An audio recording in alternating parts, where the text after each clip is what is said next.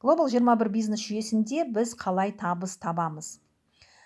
Сіздің әрбір серіктесіңіз бұрын қажеттісін алып жүрген дүкенін, дәріханасын өз интернет дүкеніне ауыстырады. Яғни өз интернет дүкенінің тауар айналымын ұйымдастыра бастайды. Осылайша сіздің командаңызда айталық 200 адам болды. Әрине 200 адам бұл біз ұсынып отырған онлайн бизнес құралдары арқылы бір жарым айда қол жеткізетін мүмкіндік. Яғни осы 200 адамыңыз өз интернет дүкенінен айына 5000 теңгеге тұтынды дейік. 5000 теңгеге мысалы бір ыдыс жуатын сұйықтық, бір шампунь, бір тіс пастасын алуға болады. Сонда сіздің бұл деген сөз 200-ді 5000-ға көбейтетін болсаңыз, 1 миллион теңге тауар айналым сіздің интернет дүкеніңіз арқылы ұйымдастырылды деген сөз. Компания бұдан сізге 10-15%, яғни 100-150 мың теңгені Халықбанк картаңызға аударады.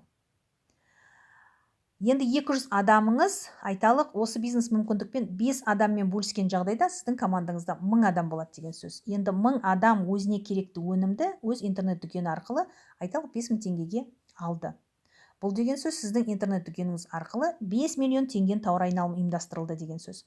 Компания сіздің ID номеріңіз арқылы сіздің интернет дүкеніңізден 5 миллион теңгені тауар айналымы ұйымдастырылғанын көріп, сізге 10-15%, яғни 500-600 мың теңгені төлеп береді. Көп жағдайда дистрибьюторлар 5000 емес, 10.000 емес, 50-60 мыңдап өздеріне тұтыну жасап жатады.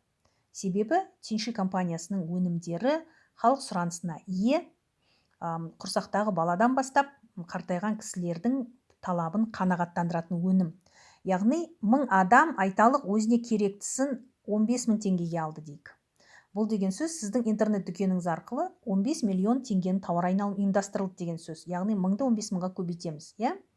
Компания сіздің ID номеріңіз арқылы 15 миллион теңгені тауар айналымы жасалғанын көре отырып, сізге орташа табысыңыз 1,5 миллион теңгені Халықбанк картаңызға төлеп береді.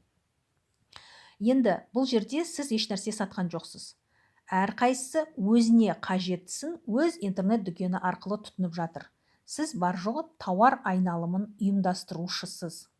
Яғни тауар айналымын ұйымдастыра отырып, сіз компаниядан өз пайызыңызды, табысыңызды алып отырасыз деген сөз.